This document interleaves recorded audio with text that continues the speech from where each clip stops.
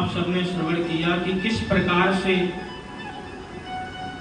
यमराज ने कहा अपने यमदूतों से कि जो भगवान की भक्ति नहीं करे, जिनका मन भगवान के चरणों में ना लगे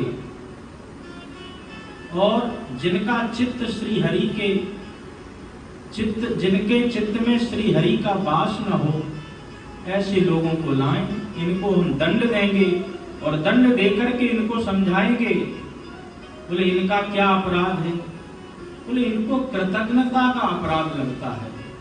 अरे भगवान ने आपको इतना अच्छा शरीर दे रखा है, 84 लाख योनियों में सबसे श्रेष्ठ शरीर मानव शरीर ही तो है। इसको पाकर के भी आपने यदि अपनी मुक्ति का साधन नहीं अपनाया, अपनी मुक्ति करने का प्रयास नहीं किया, तो कहते हैं कि आपका ये जन्म व्यर्थ ही चला गया। जे न तरे भव सागर नर समाज अस पाए, ते नर क्रंदित मूढ़मत आत्मा हन गति जाए।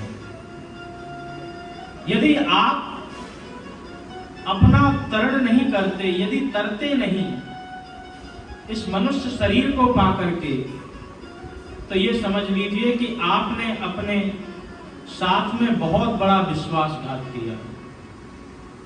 इसीलिए प्रत्येक व्यक्ति का परम कर्तव्य है कि जो भगवान ने ये शरीर भजन के लिए दिया, इसको केवल और केवल भोजन का ही साधन न बनाए। इस शरीर से भजन करें, परमात्मा की प्राप्ति करें। उन्हीं परमात्मा की प्राप्ति से आपकी मुक्ति संभव हो सकती है। जन्म मरण का चक्कर छूट सकता है आपका, और एक बार जब जन्म मरण का चक्कर छूट गया तो फिर आपको कुछ और जानने की आवश्यकता ही नहीं। यमराज ने बहुत सुंदर तरीके से बताया कि जो भगवान के चरणों में अपने मन को नहीं लगाएं, ऐसे लोगों को पकड़ करके लाओ, इन्हें हम दंड देंगे। इस प्रकार से अजामिलोपाख्यान श्री सुखदेव जी महाराज ने परीक्षित को श्रवण कराया।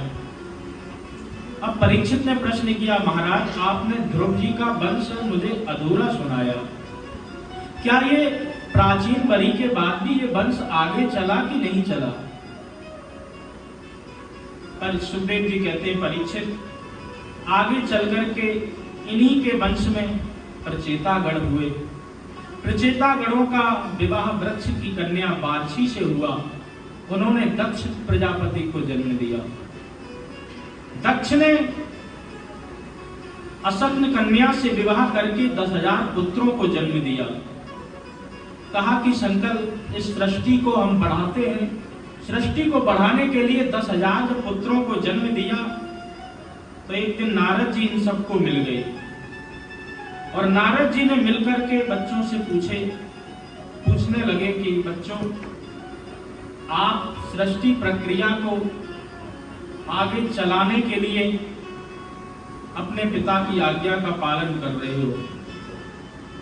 क्या आप जानते हो कि आपका जन्म क्यों हुआ है? इस जन्म के पहले आप कौन थे? इस जन्म के बाद आप कौन होंगे? क्या इन सभी बातों पर कभी विचार करते भी हो कि नहीं? बच्चों ने कहा, हमने तो इन सब बातों पर कभी विचार नहीं किया।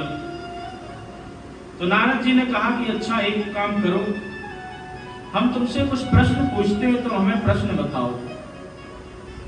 क्या दोनों तरफ बहने वाली नदी का नाम जानते हो? बोले नहीं।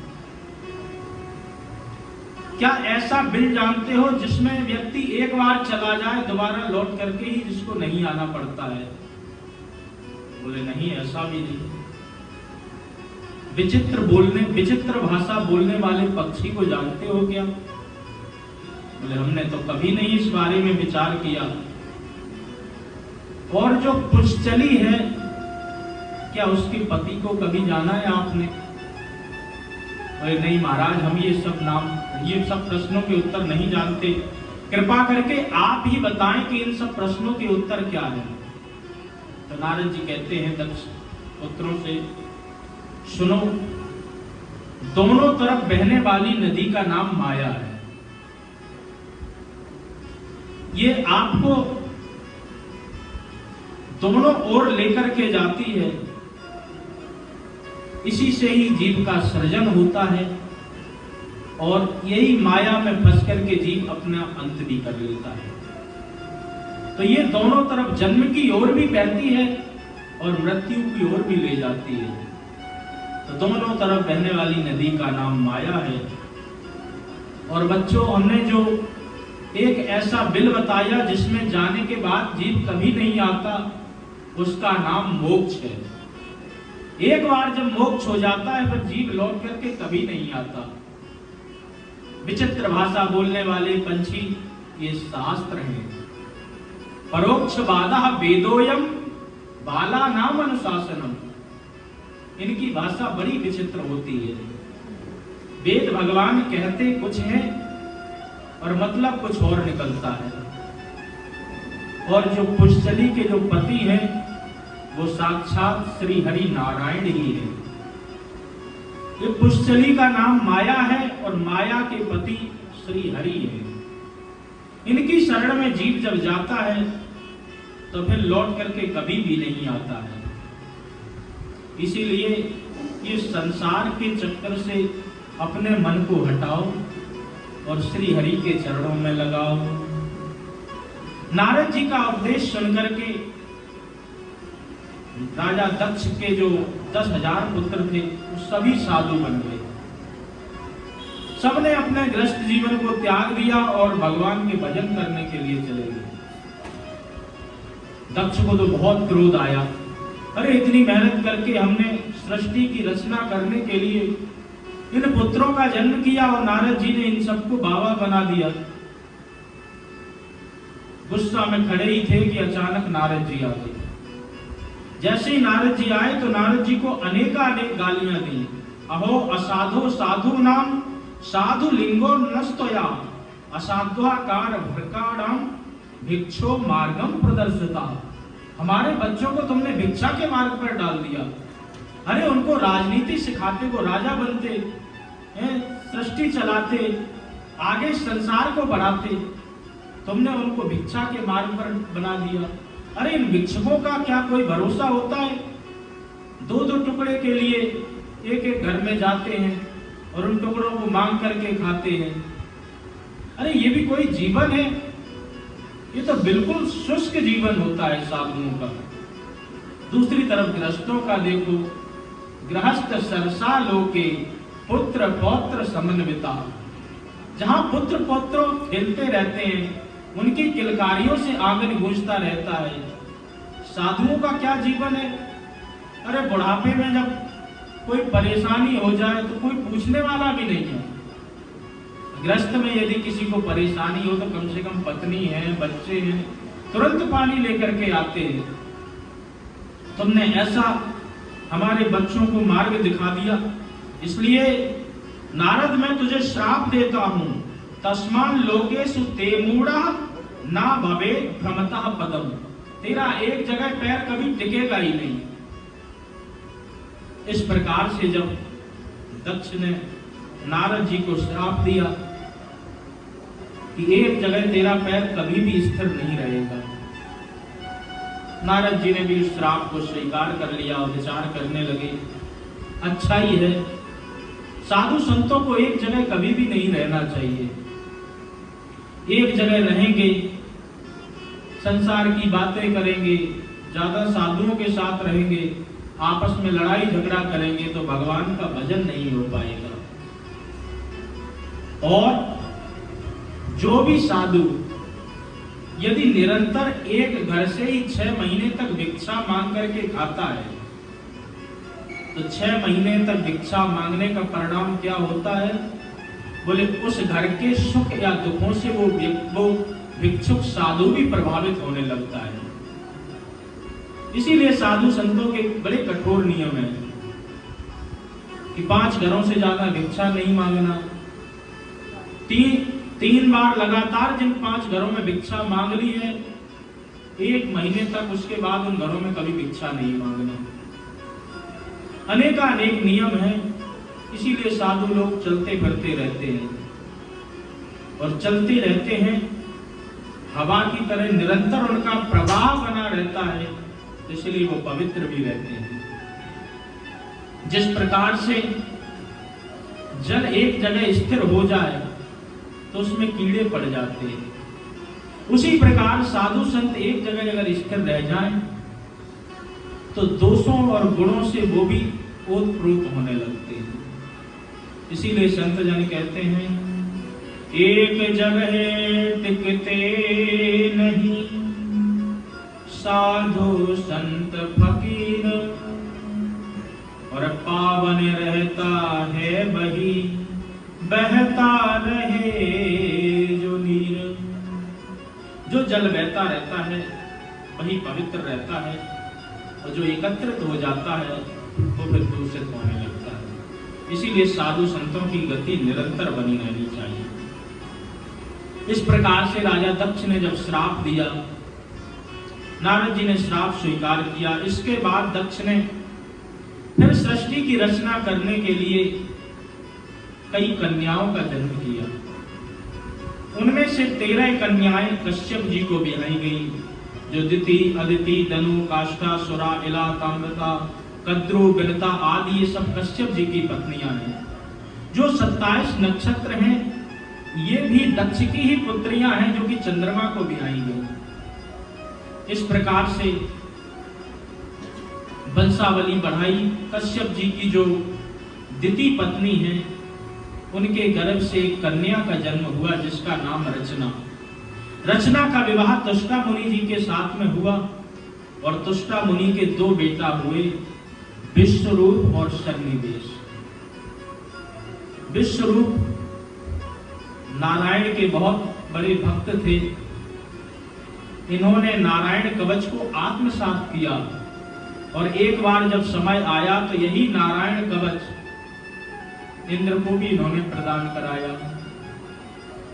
परीक्षित जी ने प्रश्न किया, महाराज ये इंद्र को क्यों इन्होंने नारायण कवच दिया? अरे हमने सुना है कि देवताओं के गुरु तो बृहस्पति हैं, तो फिर इनसे इन्होंने नारायण कवच की दीक्षा क्यों ली? बोले एक बार इंद्र की सभा लगी थी, बृहस्पति जी वहां पर पहुंचे तो इंद्र ने उनको देखने की बजाय मुंह फेर लिया। अरे हमारा नाच गाना चल रहा है, गुरु जी आगे अब उठ करके इनकी सेवा पूजा करनी पड़ेगी, सारा रंग भंग एक जैसा हो जाएगा। तो मुंह फेर लिया तो गुरु जी क्रोधित हो गए। गुरु जी क्रोधित हो गए और क्रोध के मारे वहां से तुरंत अंतर्ध्यान। अब देवता बड़े परेशान कि क्या करें, गुरु जी के बिना मार्गदर्शन कैसे मिले, कैसे आगे चलकर के इस राज्य को बढ़ाएं। सब हाथ जोड़ करके श्री हरि नारायण जी के पास में गए। नारायण जी ने कहा कि देखो, गुरुजनों का अपराध नहीं करना चाहिए। गुरु लोग जो होते हैं वो सम्मान के पात्र होते हैं, उनका सदा सम्मान होना चाहिए।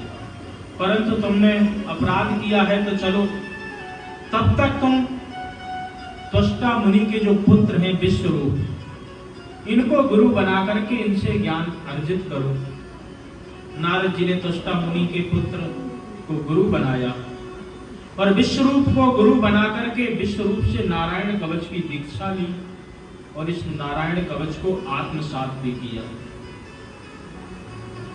ये 6वें स्कंद के 8वें अध्याय में श्रीमद् भागवत महापुराण में नारायण कवच है। जो भी व्यक्ति इस नारायण कवच का निरंतर पाठ करता है तो भगवान उसकी कवच बनकर के रक्षा करते हैं। इसीलिए प्रत्येक व्यक्ति को नारायण कवच का पाठ जरूर करना चाहिए। तो नारायण कवच का जब आत्मसात किया और एक दिन विचार किया कि चलो यज्ञ करते हैं। देवताओं की शक्ति बढ़ाने के लिए इंद्र अनेकानेक यज्ञ किया करते थे। तो एक दिन जैसे यज्ञ किया और यज्ञ के पुरोहित इन्हीं विश्वरूप को बनाया गया। विश्वरूप ने जैसे ही यज्ञ करना आरंभ किया तो यज्ञ करते करते इनको अपने भांजों की याद आ गई, क्योंकि दिति से दैत्य उत्पन्न हुए और उन्हीं दिति की पुत्री रचना और उन्हीं के ये विश्वरूप, तो मामा भांजे का इनका संबंध है दैत्यों के साथ में। तो अपने भांजों की याद आ गई, तो यज्ञ कुंड में देवताओं की शक्ति बढ़ाते बढ़ाते कहीं कहीं ये दैत्यों की भी आहुति डाल दें। ओम इंद्राय स्वाहा, अग्ने स्वाहा, जैसे इंद्र का ध्यान इधर उधर हो, बलय स्वाहा, शुक्राय स्वाहा। तुरंत इंद्र ने भांप लिया कि अरे यज्ञ मैं करा रहा हूं, ये शक्ति दैत्यों की बढ़ाने लगे। इंद्र को क्रोध आया और क्रोध में अपनी तलवार निकाल करके विश्वरूप के गर्दन को अलग कर दिया। जब विश्वरूप की गर्दन अलग हो गई तो इंद्र को ब्रह्म हत्या का पाप लगा। इंद्र ने ब्रह्म हत्या के पाप को 4 जगह विभाजित किया। पहला भाग ऊसर भूमि को दे दिया, जहां पर भूमि में ऊसर, जहां पर कोई फसल आदि नहीं उगती, वो भी ब्रह्म हत्या का ही स्वरूप है। दूसरा भाग समुद्र को दे दिया, जो कि फैन के रूप में परिवर्तित हो गया। तीसरा भाग वृक्षों को दे दिया, जो कि गोंद के रूप में है। और चौथा भाग स्त्रियों को दे दिया, जो कि रजोधर्म के ऊपर रहता है। तो इस प्रकार से इंद्र ने उस ब्रह्म हत्या को 4 जगह विभाजित कर दिया। तो इंद्र तो ब्रह्म हत्या से बच गए। उधर तुष्टा मुनि को जैसे ही पता चला कि मेरे पुत्र से ज्ञान भी प्राप्त कर लिया, यज्ञ भी करा लिया और सारा काम बनाने के बाद मेरे पुत्र की हत्या कर दी, इंद्र को मारने के लिए तुष्टा मुनि ने एक यज्ञ रचा कि इंद्र को मारने वाला पुत्र पैदा हो। इंद्र शत्रु विवर्चस्व मां चिरंजयी विदुषाम। मैं एक ऐसा यज्ञ करूंगा जिसमें इंद्र को मारने वाला पुत्र पैदा होगा। बड़ा भारी यज्ञ किया गया। ब्राह्मणों से कुछ मंत्र की त्रुटि हो गई, वृत्तासुर का जन्म हो गया। वृत्तासुर इतना भयंकर रूप लेकर के आया और आकर के जैसे ही स्वर्ग पर जाकर के उसने गर्जना की, तो सभी तुरंत एकदम हड़बड़ा करके भगवान हरि के पास में गए कि महाराज बड़ा भयंकर राक्षस आ गया है, अब इसके साथ क्या किया जाए। इतना बड़ा राक्षस है कि हम तो इसकी शक्ल देख के ही डर जाते हैं। भगवान ने एक उपाय बताया कि जाओ सभी लोग मिलकर के बाबा दधीच ऋषि के पास जाओ, उन्हीं की हड्डियों से एक वज्र बनेगा, उसी से ही इसका अंत हो सकता है और कोई उपाय नहीं। सभी गए देवता, दधीच मुनि को लंबी चौड़ी दंडवत की और महाराज राष्ट्र पर संकट है, इसीलिए हमें आपकी हड्डियों का दान चाहिए। दधीच ऋषि ने कहा कि देवताओं सोच करके तो बोला करो, अरे हड्डियों का दान कोई ऐसे ही थोड़ी मिल जाता है। लेकिन चलो हरि की अगर यही इच्छा है तो हम राष्ट्र के संकट को टालने के लिए अपनी हड्डियों का भी दान देते हैं। क्योंकि जो साधु लोग होते हैं, तो साधु लोग कभी अपने लिए जीते ही नहीं, वो तो परमार्थ के लिए जीते हैं। जैसे नदी और वृक्ष स्वयं अपने लिए नहीं जीते, ये संसार के लिए जीते, परमार्थ करने के लिए जीते हैं। वृक्ष कबहु नहीं फल भके, नदी न संचय नीर, और परमार्थ के कारण साधु ने धरा शरीर। इसीलिए साधु जन परमार्थ के कार्य के लिए अपने शरीर को रखते हैं। साधु से होए न कार्य हानि, उनसे किसी की हानि नहीं होती। कार्य की सिद्धि तो होती है परंतु कार्य की हानि नहीं होती है। इसीलिए इंद्र के आग्रह करने पर दधीच मुनि ने अपने हड्डियों का दान दिया। उन्हीं हड्डियों से वज्र बनकर के तैयार हुआ। और जब वज्र लेकर के इंद्र वृत्तासुर के सामने पहुंचे और पहुंच करके जैसे ही वृत्तासुर ने वज्र को देखा तो साक्षात बिहारी जी के दर्शन उसको उस वज्र में से होने लगे। 4 श्लोकों में बहुत अच्छी दिव्य स्तुति गाई वृत्तासुर ने, जो कि चतुर्थाष्ट पुरुषार्थ हैं जी, धर्म अर्थ काम मोक्ष की बहुत अच्छी स्तुति गाई। पहले श्लोक में धर्म की व्याख्या की, दूसरे श्लोक में अर्थ के बारे में बताया, तीसरे श्लोक में भक्तों की कामना क्या होनी चाहिए, चौथे श्लोक में मोक्ष के बारे में बताया। तो वृत्तासुर स्तुति गाता है कि वैष्णवों का धर्म क्या है। बोले अहम हरे तब पादैक मूल दासानुदासो भवतास्मि भूया मनः स्मरेता सुपतेर्गुणास्ते गृहीतवा कर्म करोतु कायं नानाक पृष्ठं न च पारमेष्टं न सार्वभौमं न रसाधिपत्यं न योगसिद्धिर्पुनर्भवं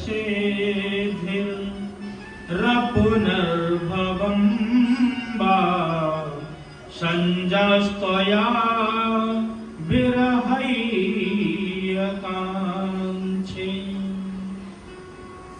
बोलो सद्गुरुदेव महाराज की। बुद्ध स्वामी जी का आगमन हुआ, तो आइए हम सब उनके चरणों में प्रणाम करें। बोले स्वामी जी महाराज की।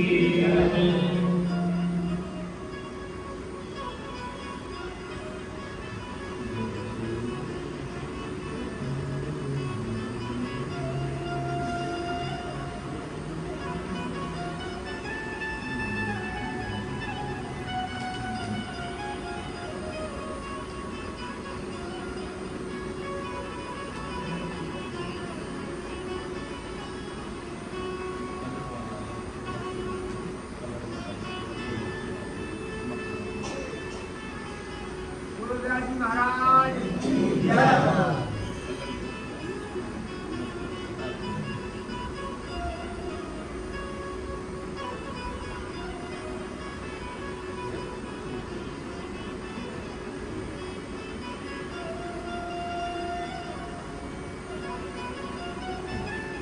भक्तवत्सल भगवान की, श्री सद्गुरुदेव भगवान की, श्री स्वामी जी महाराज की।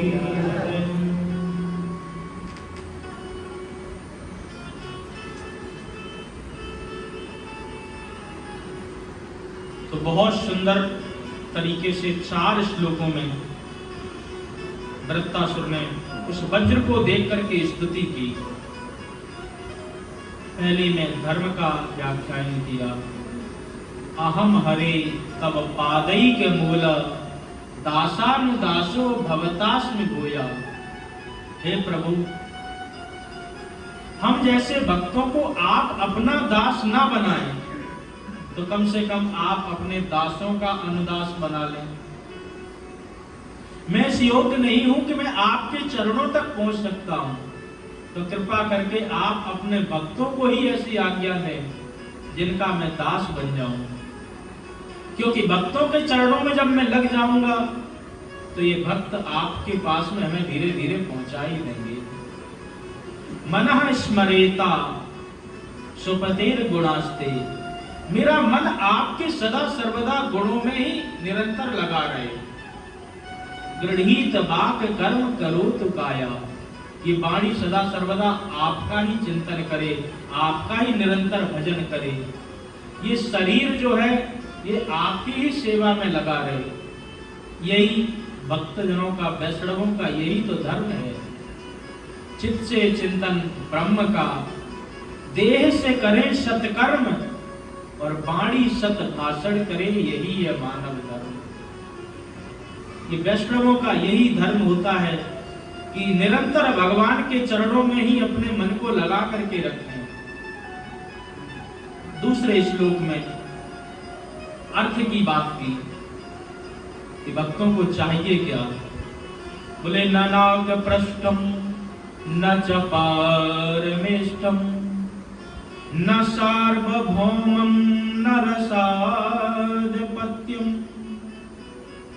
मुझे स्वर्ग की संपदा भी नहीं चाहिए, किसी भी प्रकार का मुझे राज्य भी नहीं चाहिए। तो क्या चाहिए? बोले ना योग सिद्धिर पुनर्भवम। हमें तो किसी भी प्रकार का योग या सिद्धि भी नहीं चाहिए। तो चाहिए क्या? बोले संजासत्वा विरहै आकांक्षे। मैं आपके विरह में निरंतर छटपटाता रहूं, सदा सर्वदा आपके ही विरह में दिन रात रोता रहूं। जब तक आप मिल न जाएं तब तक मेरे आंखों से ऐसे ही झरझर अश्रु निकलते रहे। हमें किसी भी प्रकार का कोई सुख संपत्ति नहीं चाहिए। अरे जो भक्त होते हैं, भक्तों को किसी प्रकार की संपदा थोड़ी चाहिए। अर्थ न धर्म न काम रुचि, गति न चाहूं निर्वाण। कुछ भी नहीं चाहिए उनको। तो क्या चाहिए? बोले जन्म जन्म रति राम पद, यही वरदान न आन। हमें तो केवल और केवल आपकी भक्ति ही चाहिए। मेरा मन दिन रात आपके चरणों में लगा रहे, मेरा चित्त आपका ही चिंतन करे और इस शरीर को लेकर के मैं सदा सर्वदा आपकी प्रतीक्षा ही करता रहूं, आपके विरह में निरंतर रोता रहूं। यही मेरी एक इच्छा है। तीसरे श्लोक में कामना की बात की कि विरह में बने तो रहो, लेकिन किस प्रकार से? बोले अजात पक्षा एव मातरः खगम, स्तन्यम यथा वत्सतरा क्षुदार्थम, प्रियम प्रियेव विशुभम विषाणम, मनोरविंदाक्ष द्रक्ष्यते त्वाम, मनोरविंदाक्ष दृक्षे त्वाम। अजात पक्षा 3 उदाहरण दिए कि जैसे पक्षी का बच्चा अपने घोंसले में बैठा रहता है और निरंतर अपनी माँ का चिंतन करता रहता है, जब तक वो नहीं माँ उसकी आ जाती है तब तक वो उसकी तरफ ही निहारता रहता और देखता रहता है। ऐसे ही मैं सदा सर्वदा आपको निहारता रहूं।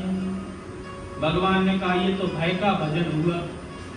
अरे वो छोटा सा बच्चा बैठा है, उसको डर है कि कहीं कोई चील कौवा मुझे ना खा जाए, इसलिए वो माँ की तरफ निरंतर देखता रहता है। अरे कोई भी पक्षी का भी बच्चा हो, अपनी माँ की उपस्थिति में वो अपने आप को पूर्ण सुरक्षित समझता है। इसीलिए तो भय का भजन है कि जब माँ आ जाएगी तो उसके बाद ध्यान सब खत्म।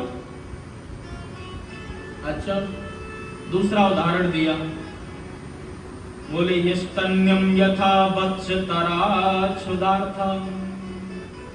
जैसे गाय का सद्योजात बछड़ा जब तक उसकी मां आ नहीं जाती तो निरंतर दरवाजे की तरफ ही देखता रहता है, ऐसे ही मैं सदा सर्वदा आपको निहारता रहूं। भगवान ने कहा ये तो भूख का भजन है। अरे भूख के मारे छटपटा रहे, इसीलिए माँ का निरंतर निहार रहे माँ को। माँ आ जाएगी तुरंत दुग्धपान कर लोगे, उसके बाद फिर जय सिया राम। ये तो तुम्हारा भूख का भजन है। तीसरा उदाहरण दिया, प्रियम प्रियेव विशतम विषाणम। बोले जैसे परदेश गए पिया का प्रियतमा निरंतर उस दरवाजे की ओर निहारती रहती है। उसकी ओर देखती रहती है और उसके आने के बाद भी उसका पूरी तरह ध्यान रखती है, सदा सर्वदा उसके साथ ही रहना चाहती है। ऐसे ही मैं निरंतर आपको निहारता रहूं, आप मुझे प्राप्त हो जाएं, उसके बाद भी हम सदा सर्वदा आपके पास नहीं रहे। भगवान ने कहा ये ठीक है। इसीलिए गोस्वामी तुलसीदास जी कहते हैं, काम ही नार प्यारे जिम लोभी के जिम दाम, तिमि रघुनाथ निरंतर ही प्रिय लागे मोहि राम। इसी प्रकार से परदेश गए हुए पति को जो पत्नी सदा निहारती रहती, आने के बाद सदा सर्वदा उसके साथ रहना चाहती है। हे प्रभु, मैं आपको ऐसे ही निरंतर निहारता रहूं, और जब आप मुझे प्राप्त हो जाएं तभी भी मैं किसी भी मोह माया में ग्रसित ना हूं, निरंतर आपके साथ ही बना रहूं। तो भगवान भक्तों को क्या चाहिए? बोले भक्तों को सदा सर्वदा भगवान का साथ ही चाहिए। चौथे श्लोक में उन्होंने मोक्ष की चर्चा की। ममत्त श्लोक जनेषु सख्यम संसार चक्रे भ्रमता स्वकर्मभिः त्वन्माययात्मजदारेगेहः सक्तस्य चित्तस्य ननाथ भूयात्, सक्तस्य चित्तस्य ननाथ भूयात्। ममत्व श्लोके जनेषु सख्यम, मुझे मोक्ष पद की कामना नहीं है। मैं तो बार बार निरंतर इस संसार में आता रहूं और आकर के मुझे जनेषु सख्यम, जो उत्तम व्यक्ति हैं, जो भगवान के भक्त हैं, उनका हमें निरंतर साथ मिलता रहे। बस सदा सर्वदा आपकी हमें सेवा ही मिलती रहे। अरे जो भक्त होते हैं वो सोहम की स्थिति में नहीं जाना चाहते, वो तो दासोहम की स्थिति में रहना चाहते। सोहम बन के वो भगवान बन करके उनको क्या लाभ? अरे भाई, शक्कर को क्या पता वो कितनी मीठी है, जो उसको खाएगा वो जानता है कि शक्कर कितनी मीठी है। अरे भगवान को क्या पता कि वो कितने मधुर हैं। ये तो उनके भक्त बताते हैं, मधुराधिपते रकलम मधुरम, कि भगवान सदा सर्वदा मधुर हैं। इसीलिए हमें आपकी ऊंची पदवी नहीं चाहिए। आपको जान करके भी मैं आप नहीं होना चाहता हूं। मुझे तो केवल और केवल इस संसार में सदा सर्वदा आप भेजते रहो, और केवल आप अपने चरणों का ही मुझे सहारा देते रहो। जन्म जन्म रति राम पद, अपने चरणों का मुझे आश्रय दे दो। बस थोड़ी सी कृपा करना। बोले संसार चक्रे भ्रमता स्वकर्मभिः, जो व्यक्ति संसार चक्र में फंसे हैं, आपकी मोह माया से ग्रसित हैं, बेटा बेटी में ही लगे रहते हैं, उनसे थोड़ा सा कृपा करके बचा के रखना। बाद बाकी जो आपके भक्तजन हैं उनका मुझे पूरी तरह साथ प्रदान करना। इस प्रकार से वृत्तासुर ने धर्म, अर्थ, काम और मोक्ष चारों पुरुषार्थों का बहुत ही अच्छी तरह वर्णन किया।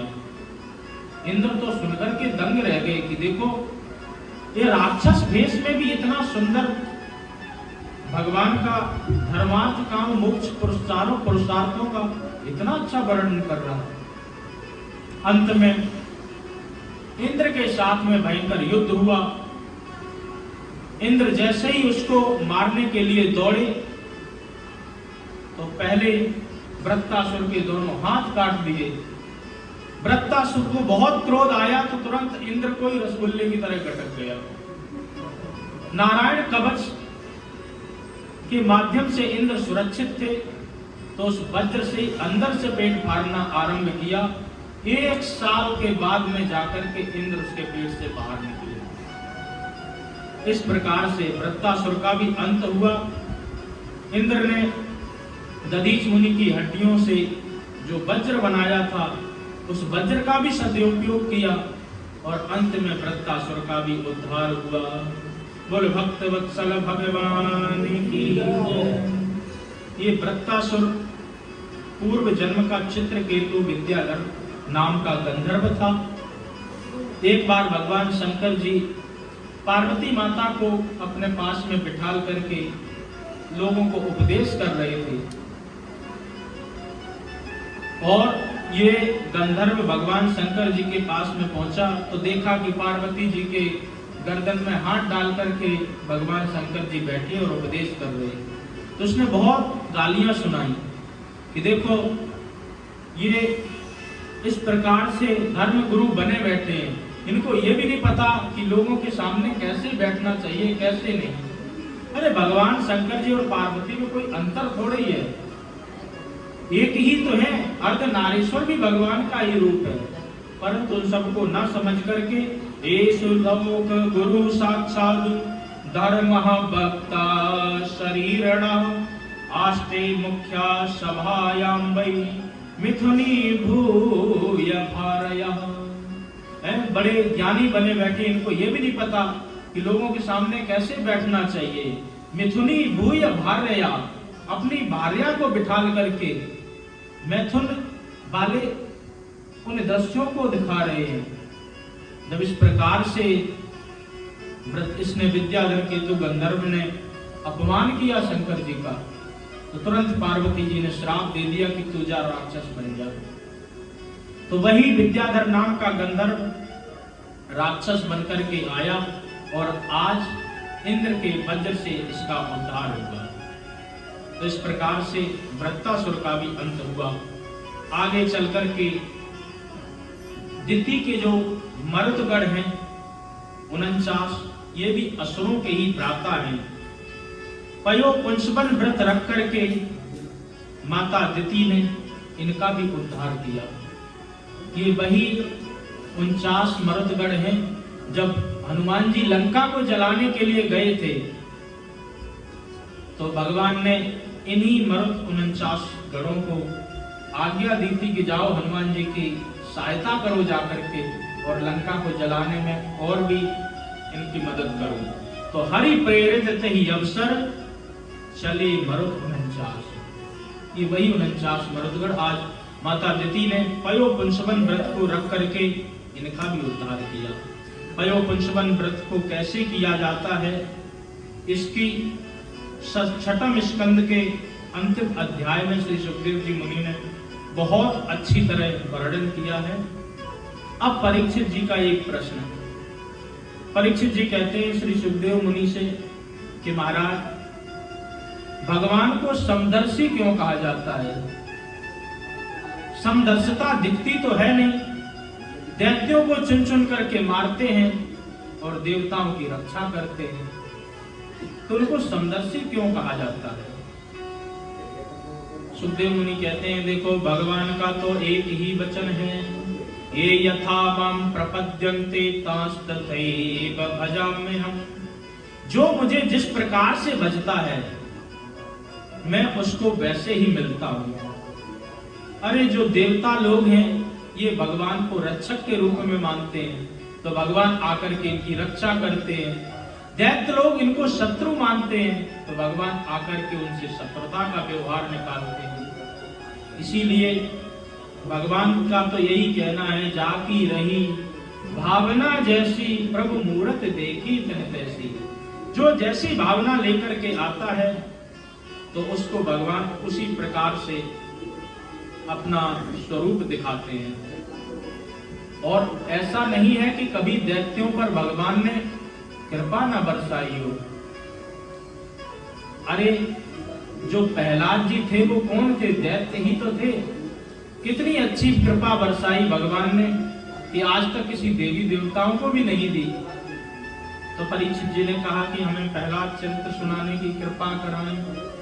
तो 10 अध्यायों में विस्तार से प्रहलाद चरित्र को सुनाया कि जिस दिन से भगवान श्री हरि नारायण ने वराह रूप धारण करके हिरण्याक्ष का वध किया, उसी दिन से हिरण्यकश्यप भगवान का कट्टर दुश्मन बन गया।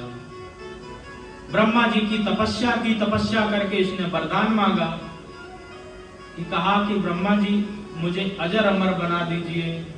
ब्रह्मा जी ने कहा कि अजर अमर तो मैं ही नहीं हूं, मैं तुम्हें कैसे बना दूं। तो उसके बदले में इसने अनेक वरदान मांग लिए, ना ऊपर मरूं, ना नीचे मरूं, ना दिन में मरूं, ना रात में मरूं। ब्रह्मा जी आपके द्वारा बनाई हुई सृष्टि में मैं किसी से नहीं मरूं, ना कोई अस्त्र से मरूं, ना शस्त्र से मरूं। अनेक ढेर वरदान मांगता ही चला गया। ब्रह्मा जी ने भी कहा कि भाई बस कर, इतने ज्यादा वरदान मांग रहा, लेकिन तूने इतनी कठोर तपस्या की, तो चल हमने भी तुझे सभी वरदान दिए। तते में दुर्लभः पुंसा यानि भिक्षेण वरान् मम तथापि भीतरागम्य वरान् यद्यपि दुर्लभः। तेरा बहुत दुर्लभ योग था, बहुत दुर्लभ तपस्या थी, तो मैंने आज तुझे समस्त वरदान दिए। तथास्तु कह के जैसे ही ब्रह्मा जी चले गए, अब तो इसने सोचा कि अब तो मैं अमर हो ही गया इतने वरदान मांग करके। देवताओं पे चढ़ाई कर दी, सभी को बंदर बना लिया। इंद्र से झाड़ू पोछा लगवाता है, वरुण से पानी भरवाता है, सभी देवताओं को एक अपनी ड्यूटी दे दी। सभी देवता हाथ जोड़ करके भगवान से प्रार्थना कर रहे कि प्रभु इस राक्षस से मुझे बचाओ। भगवान कहते माँ वैष्ट देवदस श्रेष्ठा सर्वेषां भद्रमस्तु वः।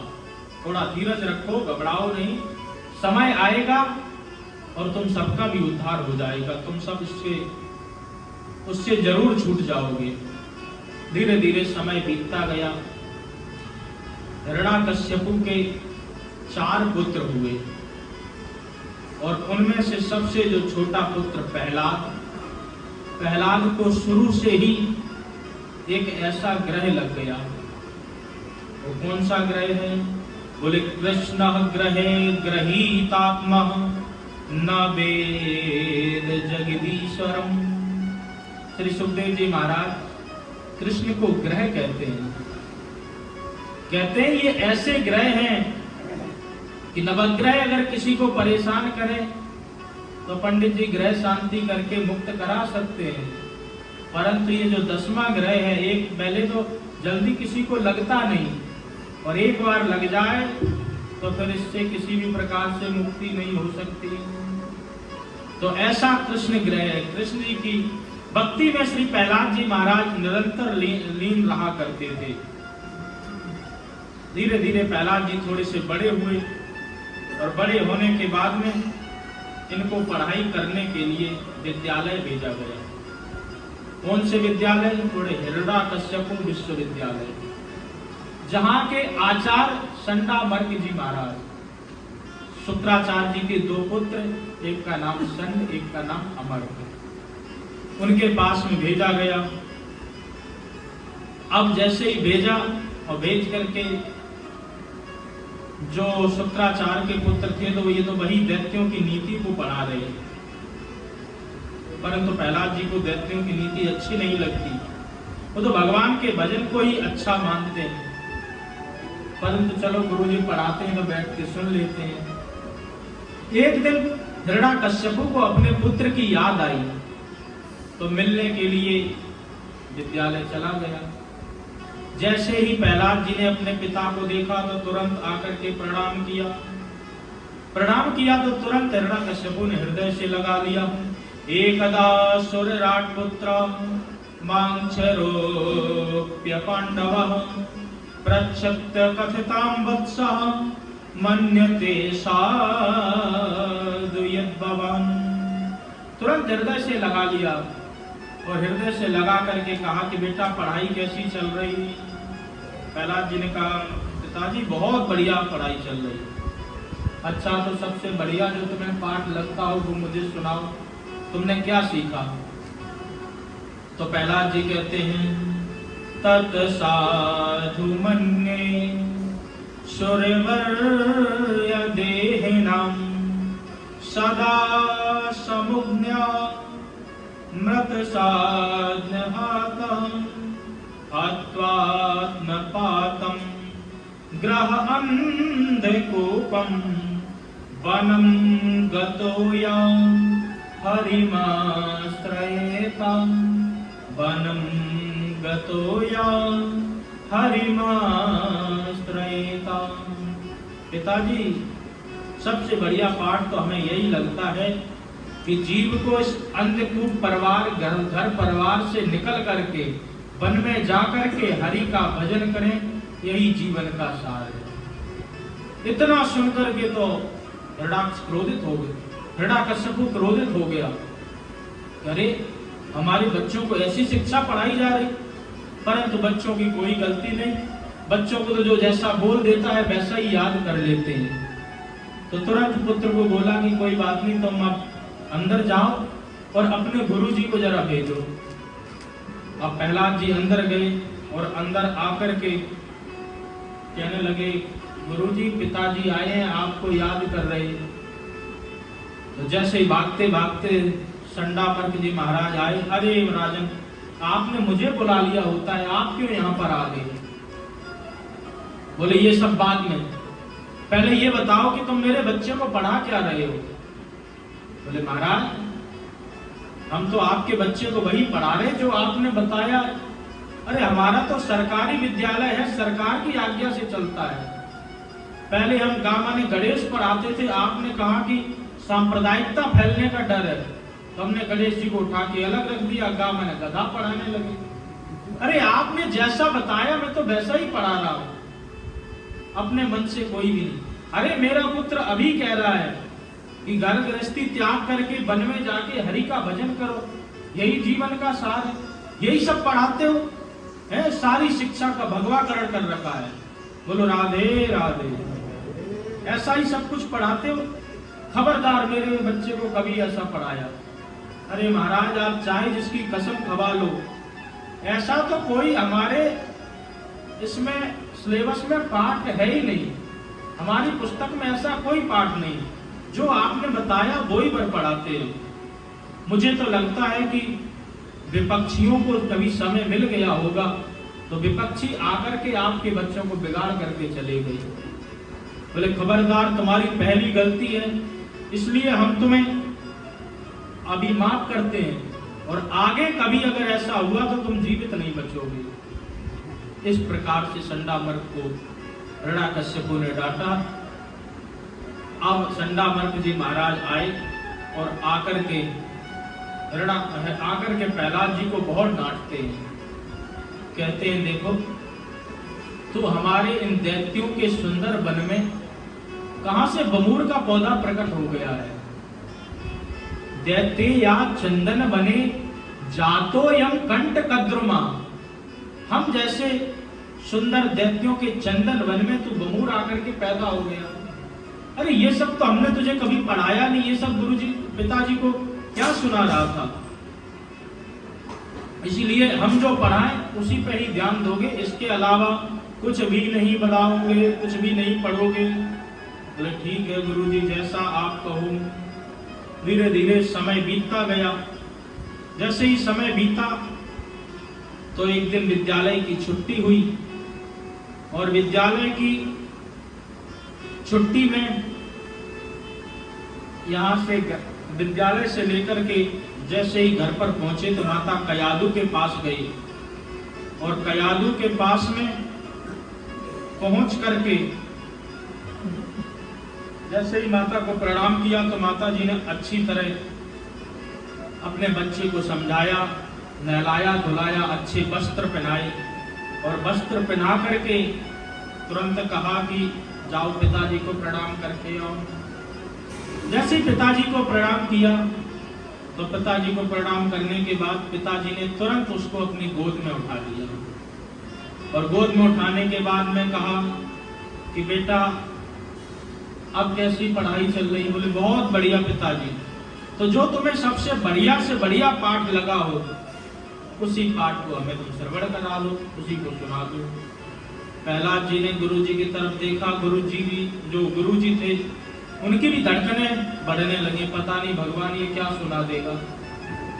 प्रहलाद जी ने भी मन ही मन में कहा कि देखो पिताजी बढ़िया वाला पाठ पूछ रहे तो मैं बढ़िया ही सुनाऊंगा, घटिया नहीं सुना सकता। प्रहलाद जी ने नवदा भक्ति सुना दी।